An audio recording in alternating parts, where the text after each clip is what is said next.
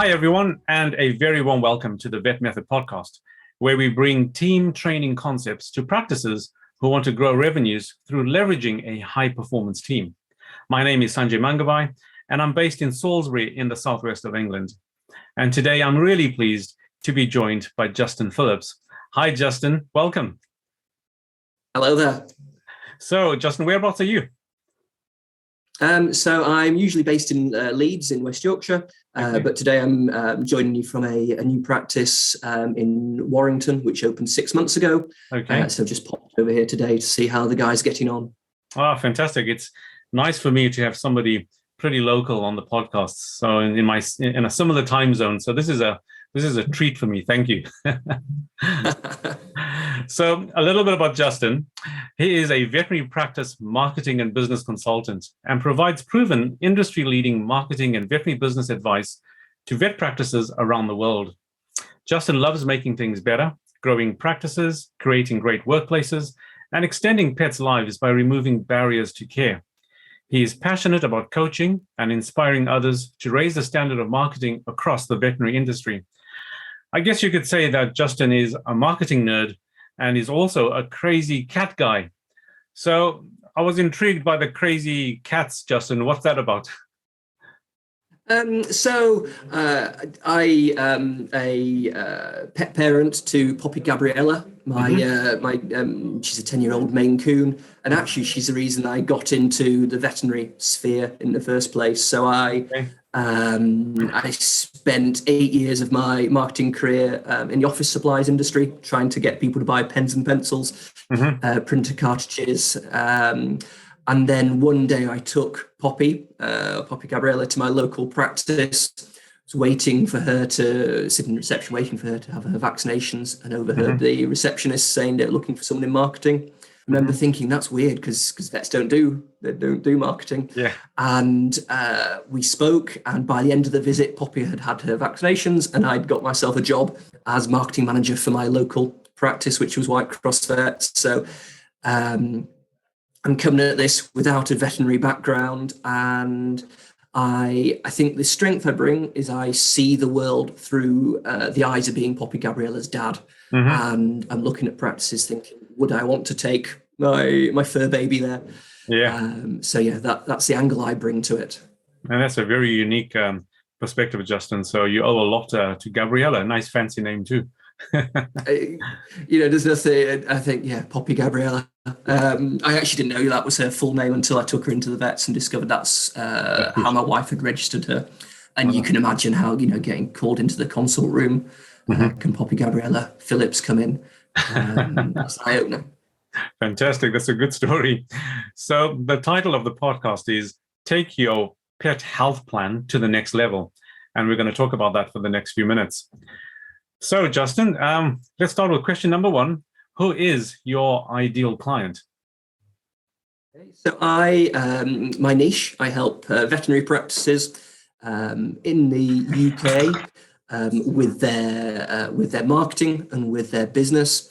And so those practices are usually independent. If they've got an in-house marketing team, I come in and I can coach and mentor those in-house marketing people to be the best they can be and to help them achieve more.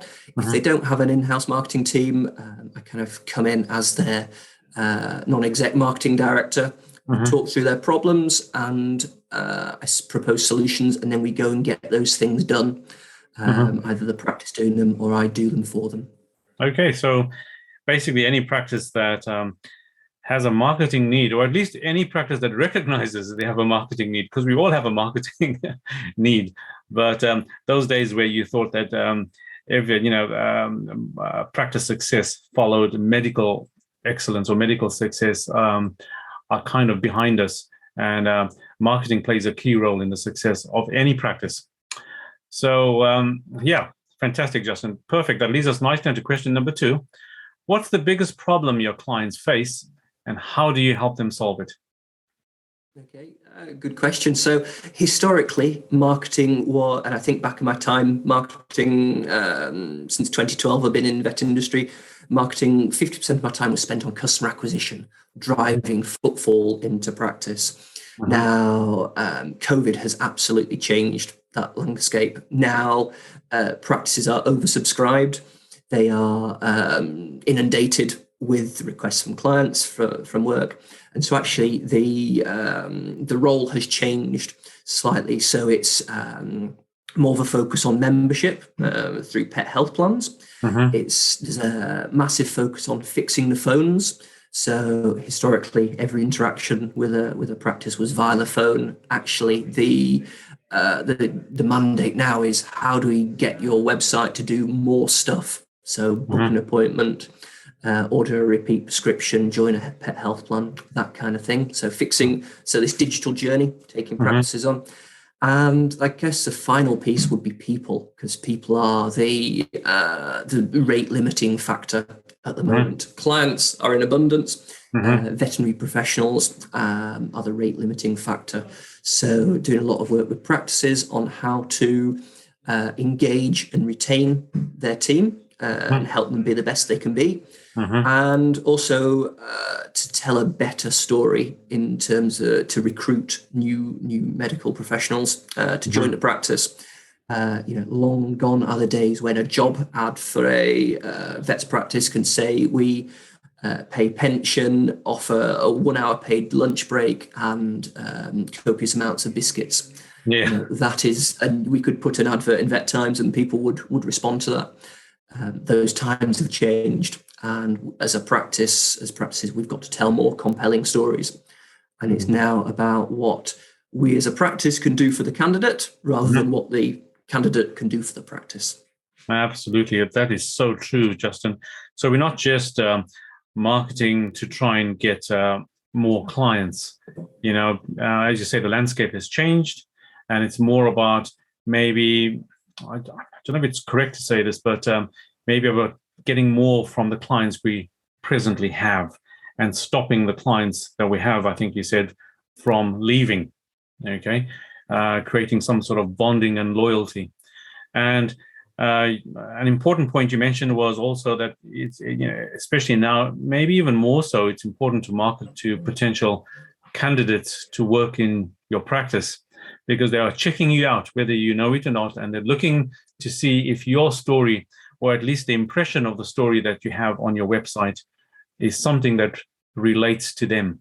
And are you a practice, worth coming initially for an interview for, and are you going to resonate with them?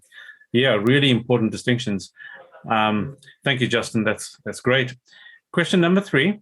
What are the typical symptoms that people experience with that problem? They're kind of pain points.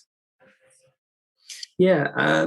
So on this, I was thinking around, they know they have a problem. They know the phones blew up during COVID. They know they've been searching for that elusive vet or veterinary nurse for the last 6 months and haven't found that person. So what's the problem? They maybe do what they've always done, so they get what they've always got. So we carry on doing those things.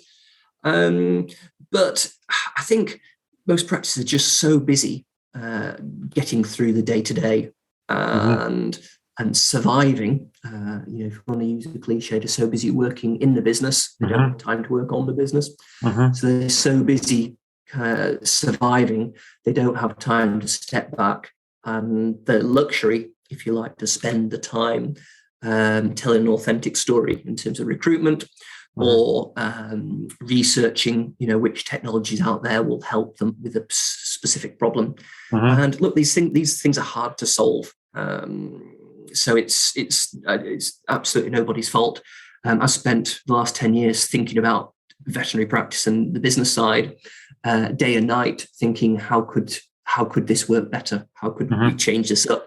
And through a lot of trial and error, I've now got to figure out more things that work than don't work. And so for for a practice manager or a practice owner to have to work those out whilst dealing with all the other things that are going on, that is a really hard ask. And with all the best intentions, we want to do the right thing. We want to grow and support our team. And then the blood machine breaks. a client leaves without paying, and someone gets pinged by the NHS app. Remember that thing? Yeah. And you've got a team absence, and all of a sudden, all those things you wanted to do go on the back burner, and you go into survival mode. So yeah, it's finding the time to solve those problems. No, absolutely. So, from what I understand, time is a major pain point, and it's because of the hectic busyness that practices are experiencing, the unrelenting distractions that crop up during the day. Like you say, no time to work on the business because you're so busy working in it, and if they do implement things, they randomly implement anything. So those would be pain points that I certainly experienced in my practice for a long time, unfortunately. And look, it's human nature, isn't it? We all experience that in real life, don't we? I always want to do more running and more exercise and spend more time with our family, but things get in the way. Absolutely, it's just so easy. It's just the nature of life. Yeah, thank you for that, Justin. So let's go on to question number 4. What are the common mistakes that people make when trying to solve that problem? The things they thought might work, the things they try but fail. Okay, the first, challenge is trying to pinpoint exactly what is the cause of that problem. And I think then the risk is they try and solve all those problems themselves and try and take on too much and overload their already busy schedule. So I would encourage people to look outside of their practice, look outside their bubble, and see who they can call on to help them with that. Find practices that are doing things well, get in touch with them, ask them how they did it and so on, and reach out to industry experts. Go on to there's a huge volume of free resources out there in terms of webinars and podcasts like this. Listen to those people and expand your knowledge. So rather than try and do it all yourself, how can you augment your skills and your services that your practice has to solve those problems faster? Okay, yeah, you make an interesting point there, Justin, in that maybe vets and nurses should focus on what they're really good at, what their genius is, which is making pets better, and then look for outside help, someone like yourself who can help with the bits that are important, but they just don't have the time and maybe the know-how or even sometimes the resources to do well. Fantastic. Yeah, that's a really important point. Thank you, Justin. Right. So question number 5, what is one valuable free action that someone listening to this can implement that will help them solve the problems we've just covered? One free action. Question. Just the one. So what I would say, and we kind of started talking about this at the top of the podcast, is to look at your business and experience your practice through the eyes of a pet owner. So we're all so used to going into our practice every single day. We park in the parking space behind the practice. We walk in the back door of the practice. We go through the prep area and we start consulting. And when it's time to leave the practice at the end of the day, again, we leave the practice via the back door and out we go, off we go home. And we've been doing that for years. So we've become blind to how our practice looks and how it's operating. So the challenge is to all practice managers and front of house team members and owners is to go through that journey as Poppy Gabriella's dad, and so mystery shop your practice. What's it like on how are you performing on the phone? How are you coming across? What is the experience like? How does the website function if you're trying to perform those key tasks of booking an appointment, ordering a repeat prescription, and finding somewhere you trust? And so, it's kind of taking that step back and looking at your business through neutral eyes. And that exercise will highlight a lot of pain points. Absolutely. And that's, again, a valuable thing to do is to take the time and try and see it from the client's point of view and even the pet's point of view, who knows. But look at the customer journey that you talked about and see where there are any maybe problems or bottlenecks that you can solve. Okay, good. Fantastic. So let's go to question number 6. Only 2 questions to go, Justin. What is one valuable free resource that you can direct people to that will help them with that problem? Okay.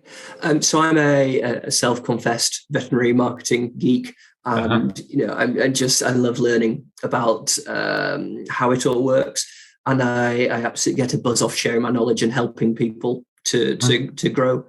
So my mission is to pack out my website with as much knowledge, advice, case studies, examples of stuff I've done, and sharing how it works and the thinking behind how it works. So at the moment, I'm on a mission to create 100 pages of content on my website to talk about everything from PR to signage to pet health plans and everything in between. And so specifically in the last couple of weeks, added a series of articles on there on how practices can grow their pet health plan, try to share the logic behind why pet health plans are good, why they work, and taking people through the steps on there. So if you go to our listeners go to Practice Made Perfect, perfect spelled PRRFECT, can't resist a pun.com, they will find their wealth of knowledge, and I'll keep adding to that as and when I get time to write up these articles, because it is about sharing our knowledge so we can all improve.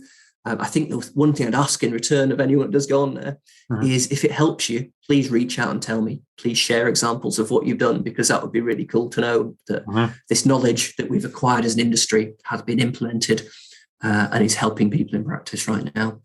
Yeah, no, fantastic. And we'll include a link, we'll include that link in the resources section of the podcast, Justin. And finally, Justin, question number 7. What's the one thing that I should have asked you that I didn't? Okay. I think, the focus of this talk is about pet health plans. Yeah. And I guess the golden question is, what percentage of clients can a practice realistically move on to a pet health plan? That's the golden number, isn't it? Okay.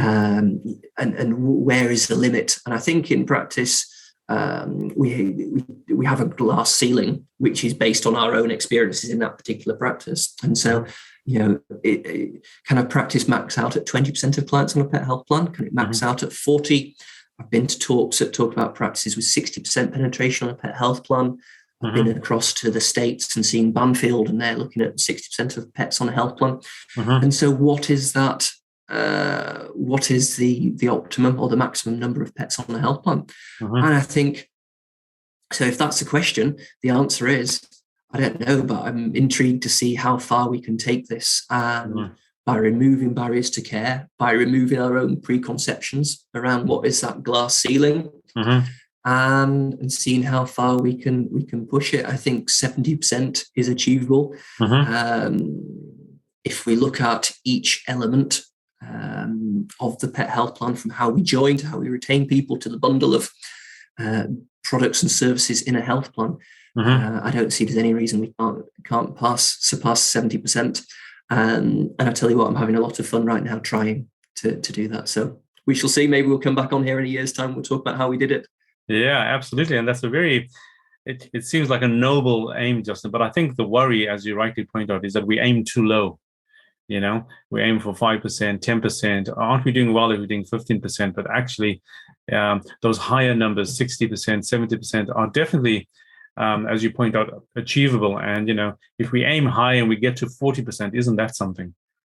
Yeah, that'll make it. Couldn't agree more. And it's looking out of our own bubble, looking outside our own bubble. Okay, at our practices at 20%, rather than just strive for 25%, speak to other practices, look at who's doing it well, read up on it and really strive to go beyond. Yeah, fantastic. That's really good advice, Justin.